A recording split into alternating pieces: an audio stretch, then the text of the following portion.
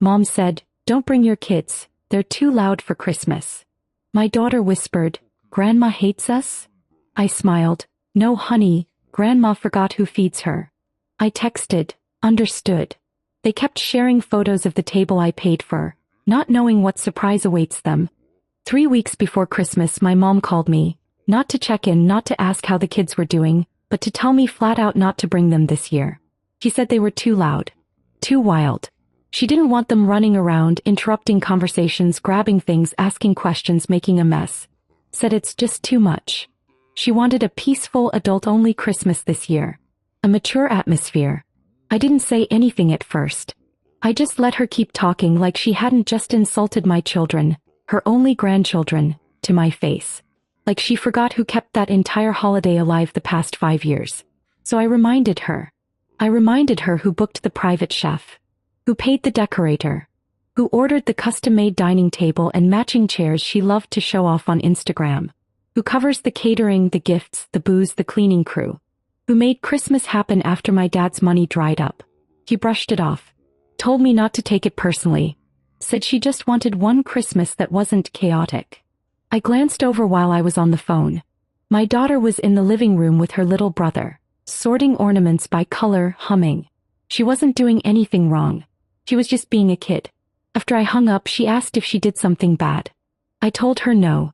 She asked if Grandma didn't want us there because we weren't good enough. Then she asked, "Does Grandma hate us?" I crouched down and told her the truth as gently as I could. I said, "No, baby. Grandma doesn't hate us. She just forgot who feeds her." We packed up and left. No drama. No shouting. I just sent one message before driving off. Understood. That was it. By Christmas Eve, the family group chat came alive. Photos poured in. The table I paid for was perfectly set. The wine I ordered months ago, opened and poured like they picked it themselves. My sister posted a boomerang of everyone raising a glass. My brother posted the turkey. My mom had someone take a photo of her standing in front of the fireplace like she was queen of the house. Not a single message to me. No, "We missed you," no, "Where are you?" Just radio silence like we didn't exist. Like my kids were nothing but background noise they were relieved to mute. They had no idea what was coming. See, years ago when my mom begged me to help her get back on her feet, I made the mistake of tying her into my business. She wanted something to feel proud of, something to brag about to her friends. I gave her a co-ownership title, mostly honorary, and linked her to the business account. She never handled inventory, never dealt with payroll, never managed a vendor. But she had access to the funds, and she used them regularly. Hair appointments, luxury groceries, self-care retreats with her friends, even a bathroom renovation she did last year as an investment in her mental space. She was used to it, entitled to it.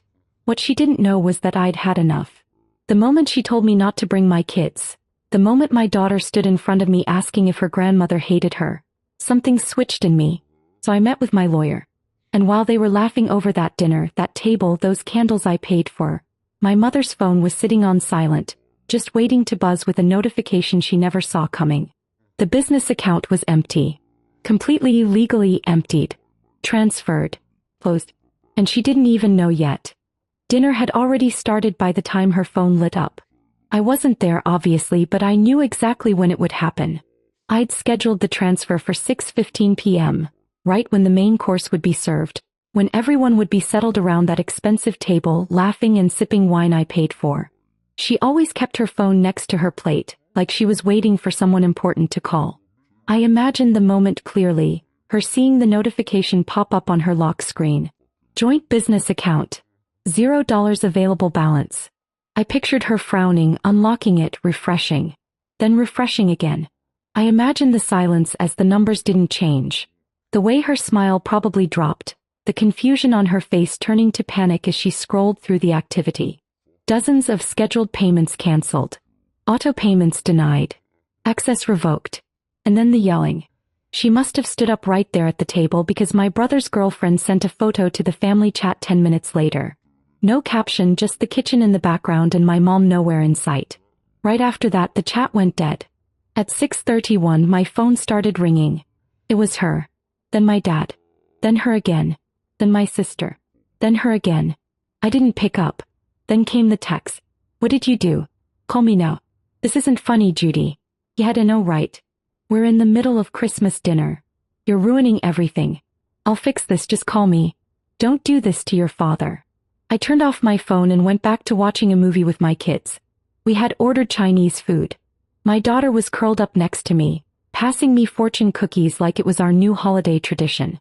She didn't ask once about my mom. The next morning I was up early making pancakes when I heard pounding at the door. I knew it would come to this.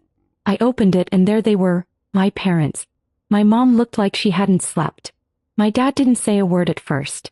She was already yelling before I could even step aside. Told me I was cruel, selfish, a spiteful, bitter woman who destroyed her own family's Christmas. I didn't flinch. I just told her the truth. I said, it's my business. You're not part of it anymore. You don't have access. You don't have rights to a cent.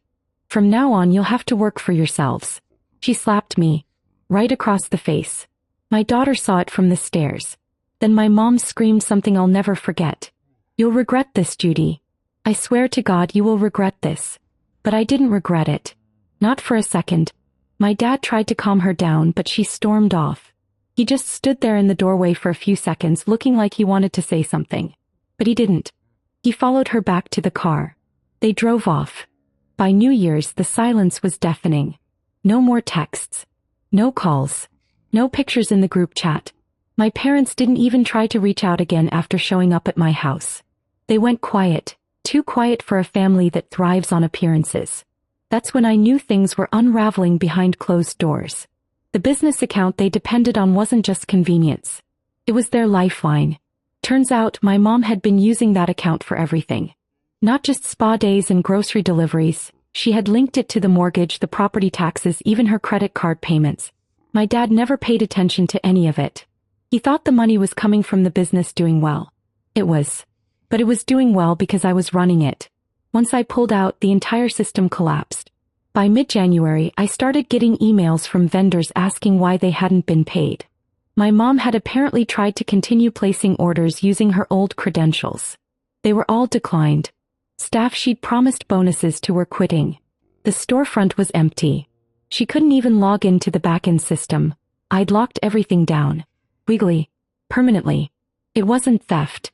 It was business. She had no ownership, no stake.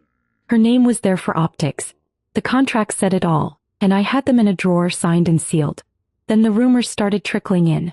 My sister's husband called me out of the blue, asking if I'd heard about mom and dad refinancing the house. Said something about them taking out a second mortgage. I pretended not to know anything.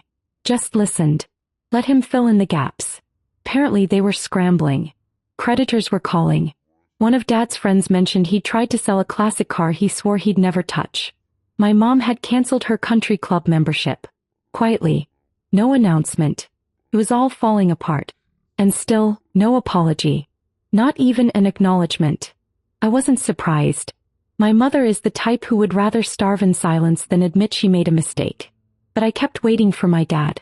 He always went along with her, but deep down he knew better. Or I thought he did. It wasn't until February that I finally got the message. It came on a Thursday morning. February 6th. I was getting the kids ready for school when I saw the email notification pop up on my phone. The subject line just said, Judy. It was from my dad. No attachments. No dramatic title. Just his words. He told me he didn't know. That he never realized how far things had gone. Said he thought the money was coming from the business growing, that I was thriving and we were thriving. He thought mom was helping, that she was pulling her weight, doing her part like she always told him she was. But then Christmas happened. And the days after. He said when I left that day, when I took the kids and walked out, he figured I'd cool off. That we'd talk. That it would blow over like everything else in this family. He didn't know the account was already gone. Didn't know mom had maxed out the last credit card trying to keep the illusion alive. Didn't know she had lied to him about the store being fine. He said he sat with it for a while. Quietly. Tried to fix things. Thought maybe he could patch it all together before anyone really noticed. But he couldn't. The hole was too deep. They sold the car. The lake house was next. Then the real blow, they had to list the house I grew up in. The one they swore they'd die in. The one my mom had redecorated every 2 years like clockwork. As if a new chandelier could solve a rotting foundation. He told me he wanted to apologize, that he was sorry for staying silent, for standing beside her that day at my door and letting her speak for both of them, for not defending me, for letting it get that far. But he also said something I didn't expect. He said he understood why I did it, that he would have done the same if someone had made his child feel the way my daughter felt that day. He said he still hears her voice sometimes, that small voice asking if Grandma hates her. That's when it hit him, he wrote. That's when he realized what they'd done. He ended the message with, "I hope someday you'll forgive us. But if not, just know I get it. I really do." I didn't respond right away. I needed to sit with it. Because even though it meant a lot to hear those words, to finally have one adult in that family say what needed to be said, I also knew it didn't change what happened. And Mom? Nothing. No call. No message. No apology. Not a word. She didn't just double down. She buried herself in her pride. She started telling people I hijacked the business, that I betrayed her, that I was always jealous, always difficult, always selfish. She made herself the victim in a story she wrote with her own hands. But here's the thing. People talk. And eventually the truth starts leaking through the cracks. The family that once took her side? They're quiet now. The ones who toasted over that table I paid for? They're not posting anymore. And the store? By March, the house had a for sale sign in the yard. My sister drove by and sent me a photo, no caption. Just the image. White wooden sign, tilted slightly in the frozen ground like even it was tired. The porch lights were off in the middle of the day. That house was never dark before. My mom used to keep it lit like a showroom. They didn't move in with anyone. They couldn't. Nobody offered. The same family who drank my wine and sat at my table suddenly had nothing to say. They weren't posting, weren't inviting, weren't visiting. Because when the money stopped flowing, so did the loyalty. I wasn't surprised. What did surprise me, though, was how quickly my mom tried to pivot. Not to me, but to others. She started telling people she was retiring from the business world, and that they were downsizing to focus on peace. She framed the house sale as a personal choice. My brother told me she even claimed they were planning to travel the country by RV. But word got out. Vendors started talking. Former staff posted on Facebook about bounced checks and unpaid invoices. And once people realized she'd been living off a business she barely touched, the narrative turned. And still, not a word from her to me. Nothing. My dad tried. He sent another email in April, shorter this time. Told me they'd moved into a small rental outside of town. Said Mom was adjusting, and he was picking up consulting work again. He ended with, "We'd love to see the kids sometime. Just the kids if that's easier." That part stung. Because he meant well, I know he did. But he still hadn't fully grasped what this had done. Not just to me, but to them. You don't get to exile children from a holiday, then ask to see them when it's convenient. I didn't respond. Instead, I took my daughter out that weekend and let her pick out whatever she wanted for her birthday party. Pony rides. A cotton candy machine. She wanted everything pink, sparkly, and loud. It was chaos. Beautiful, joyful chaos. And not once did she ask about Grandma. She didn't mention her. Didn't look for her. Didn't even seem to notice she wasn't there. That's when I knew. The damage wasn't mine to fix. The distance wasn't my burden. My mother had cut herself out and now she was just living with it. That spring the business grew. I hired new help. Opened an online store. Rebranded. Quietly. Finally. The name changed. The energy changed. Everything got better the moment I stopped trying to carry people who were dead weight. By June the house was sold. They took a loss. I didn't smile when I heard. I didn't gloat. I just moved forward. Because sometimes the best revenge isn't destruction. It's silence. It's removal. It's success without them. By summer it was done. The house was gone. Sold for less than it was worth. My dad confirmed it in one last message. A quiet note saying they'd finally closed and that he was sorry. I didn't answer. There was nothing left to say. You can only apologize so many times before the words turn into noise. I never heard from my mother directly. Not a call, not a text, not even a passive-aggressive comment through a cousin. She disappeared into her pride like it was armor. I think in her head she still believed she had the upper hand, that somehow I'd regret it, come crawling back, ask her to be part of our lives again. But I didn't. Because what she never understood was this. I didn't cut her off to punish her. I cut her off to protect my kids. She drew the line. I just made it permanent. The business flourished without her. Clients I didn't even know she'd pissed off started coming back. I rebranded everything under a new name. Mine. No shared titles. No family-run legacy slogans. Just clean, sharp work.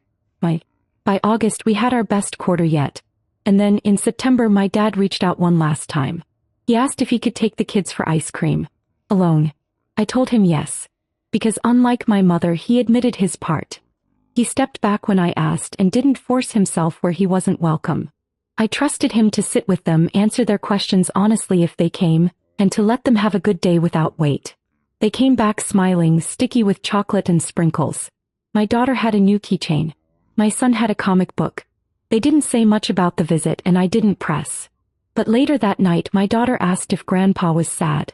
I said maybe. Then she asked if Grandma was sad too.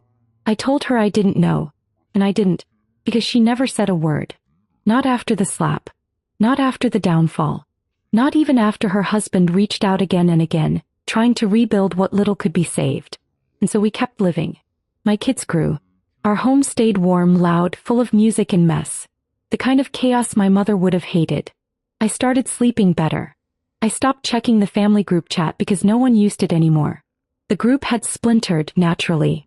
Without my money holding the center, the rest drifted apart. I wasn't part of the family anymore, apparently.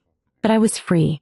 The last I heard, my mother was working part-time at a boutique in a town 2 hours away. Selling other people's things. Giving up weekends. Living in a place with no fireplace, no chandelier, no table large enough to seat 10. And maybe she tells herself she chose this.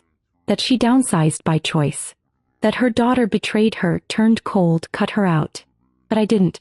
She cut herself out the moment she looked me in the eye and said my children weren't welcome at the table I built. That was the last line she ever got to draw. And I haven't looked back since.